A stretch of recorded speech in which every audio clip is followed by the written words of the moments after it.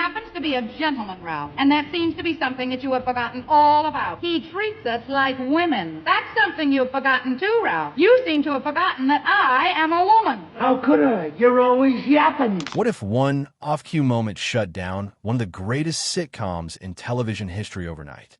The Honeymooners revolutionized sitcoms with its gritty, blue-collar humor. But beneath the guffaws lay one moment so disturbing, it was hidden for decades. One line, said differently than ever before, stunned the audience and shook the network to its core.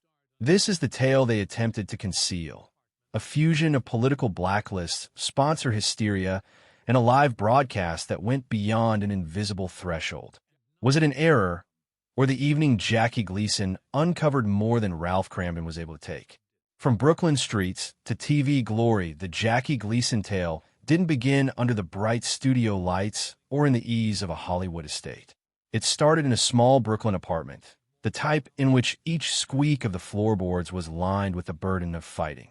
Born in 1916, Gleason grew up in an Irish-American section as tough as the sidewalks he traversed daily. His father left the family when Jackie was only 9, and his mother made do with menial work and long hours to keep the family afloat. That sort of loss defines you. It made a rich reservoir of frustration, ambition, and determination in Gleason that would later flow straight into Ralph Cramden. Gleason didn't enjoy the luxury of an open door into show business. He spent many of his teenage years hustling, pool rooms, odd jobs, and whatever it took to earn a little cash. The community itself was an arena of unvarnished personalities, boisterous fights spilling out of tenement windows, neighbors who lived from check to check, and individuals whose aspirations were always slightly larger than their resources. These were the voices, mannerisms, and emotional cadences that he would later deploy on live television. When Gleason shouted as Ralph Cramden, it wasn't acting, it was Brooklyn rising to life on the set.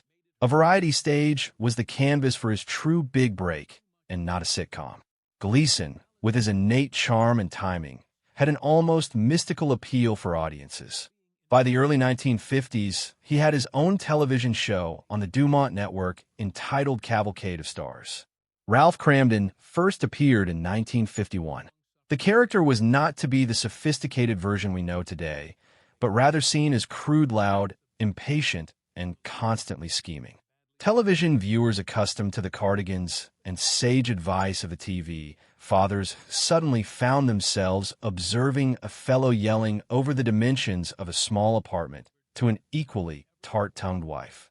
That was dynamite. Whereas most television during the period sentimentalized suburban living, the Honeymooners' routines on Cavalcade captured the roughness in their voice. Ralph was a New York City bus driver who never seemed to get a break. He didn't own a suburban house, have a nicely manicured lawn, or picture-perfect family. Instead, he tallied up infinite plans for getting rich quick that fell into farcical disaster.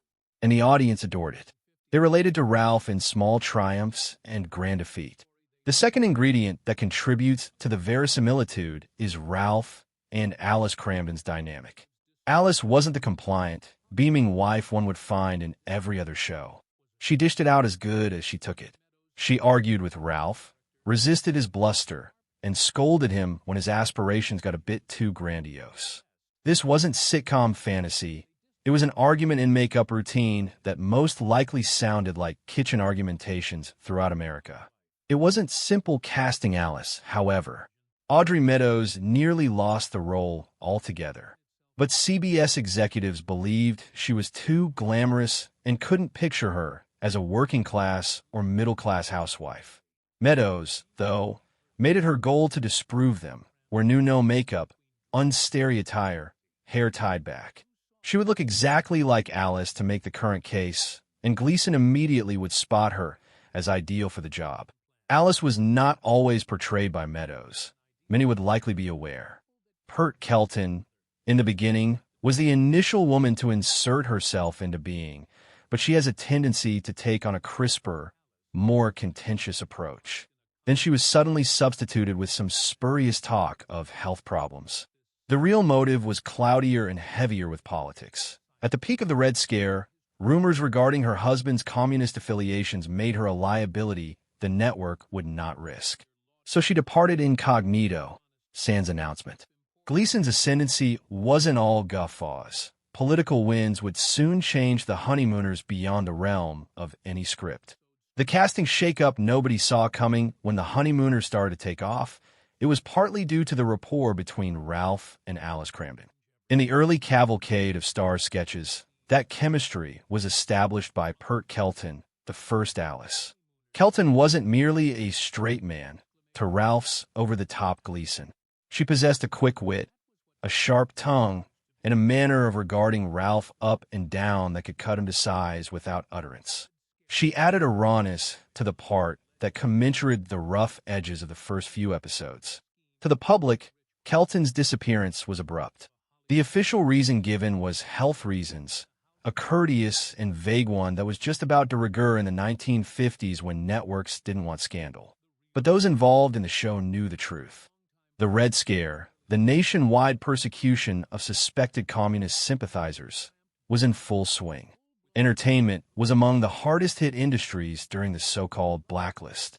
Networks, studios, and advertisers didn't merely avoid hiring suspected communists. They kept their distance from anyone tangentially associated with the accused. He was under investigation for potential links to communist groups. In that climate of dread and suspicion that hung over Hollywood and New York television, it was untouchable. She wasn't officially charged. There was no proof or evidence of anything. But in an era when any hint of involvement would ruin a career within hours, CBS simply pushed her out quietly, weighing it more convenient to do so undercover than with any publicity. She was difficult to replace. Alice was never ever a supporting character. She was the sole individual who could give Ralph Cramden hell. Too soft, and the entire thing has no zing. Too hard, and it all feels wrong with an audience searching for humor, not domestic drama. The actress had to sort of make the character of the long-suffering wife without making her too much of a pushover. Audrey Meadows was not the clear choice, though.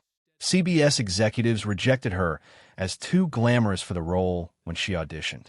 Meadows knew exactly what they had in mind, though she would prove them wrong. She would arrive at the audition dressed in a fresh new set of headshots that were everything Hollywood sparkle was not. Bland clothing, no styled hair, no makeup. In those photos, Meadows didn't appear movie star material. She appeared like a Brooklyn working-class wife, spending her days living on every penny. Jackie Gleason saw the photos and knew right away she was the one. The moment Meadows got into the skin of the character, the chemistry changed dramatically. Alice Kelton had been boisterous and loud, always ready to keep up with Ralph's volume and energy. Alice Meadows was steadier, though. Her quick wit was still present, but expressed in a level, measured voice that made Ralph's bluster look even larger. Instead of shouting back, she allowed Ralph's fury to exhaust itself before she subjected him to the phrase that left him shaken in earnest. It provided the show with another rhythm, one that contrasted the ferocity of Gleason with a strong underpinning of restraint. Some of Kelton's longtime fans who missed his flame, however, appreciated the warmth Meadows brought to Alice, so that instead of viewing two constantly sparring partners, the audience perceived a couple who loved each other in spite of their fights. The breaking out of hostility was punctuated by interludes of sentimental tokens. "Baby, you're the greatest," sounded differently following Meadows' Alice, who had endured an episode brooding about Ralph's most outlandish schemes. The political purge had realigned the cast, but the true revolution lay ahead when the show itself reformed television history. Shattering the American sitcom mold, when the Honeymooners broke off to become a series in 1955, television was a vastly different medium. The airwaves were dominated by immaculate living rooms, tidy mothers and fathers, and smiling children who learned a moral by the end of every show. Television shows such as Father Knows Best and Leave It to Beaver gave America an idealized vision of America: neat lawns, clean houses, and dads with the right advice at the right time. That was what TV was meant to be: comforting, structured, and most importantly, safe. Jackie Gleason was not interested in being safe. When The Honeymooners premiered as a standalone series, it discarded nearly every unofficial rule of the sitcom playbook.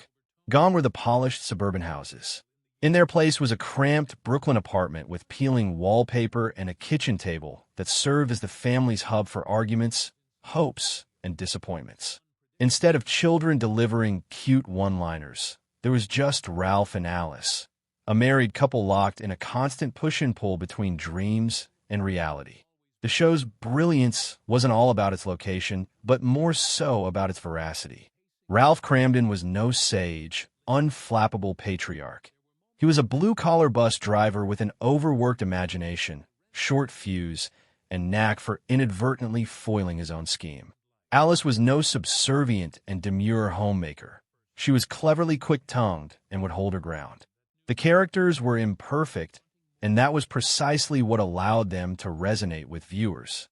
They did not appear like the bright faces on television advertisements. They appeared as individuals sitting in the living rooms. However, the structure was what separated the Honeymooners. Every episode was complete unto itself, a standalone story with its own emotional build. There was no need to stay caught up in a continuing story arc. The audience could watch it any given week and at once understand where things stood. It was here, though, that a wonderful level of sophistication existed. Ralph's utterances, "To the moon, Alice," and "Baby, you're the greatest," became instant cultural touchstones, inserted themselves into office cubicles, dinner tables, and even the occasional political address. The show's distinctive rhythm was that of Gleason's stage background. Every episode was approached as a one-act play, without rehearsal, live. Taut dialogue, rapid-fire pace, and the spontaneity of consequences, even minor household bickering, were palpable. No laugh track enhanced the punchlines. The studio audience laughed because the humor was truly cutting and the tension was palpable.